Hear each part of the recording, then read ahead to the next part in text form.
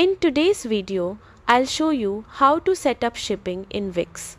Whether you're launching a new online store or refining your checkout process, proper shipping settings are essential for a smooth customer experience. To begin, log into your Wix dashboard.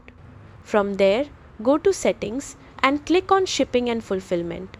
This section is where you manage all shipping related options for your store. Once inside, you'll see shipping regions. Wix automatically creates default regions, usually domestic for your own country and international for everywhere else. These are a good starting point, but you can customize them based on where you plan to ship. If you're only shipping locally, focus on your domestic region and adjust rates accordingly. If you plan to ship internationally, you can create separate regions for specific countries or continents.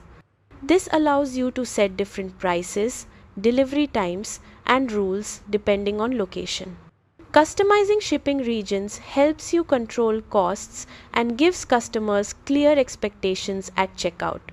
Take a moment to review your regions and make sure they align with your business and delivery capabilities.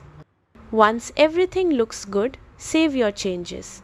Your store is now ready to calculate shipping correctly when customers place orders.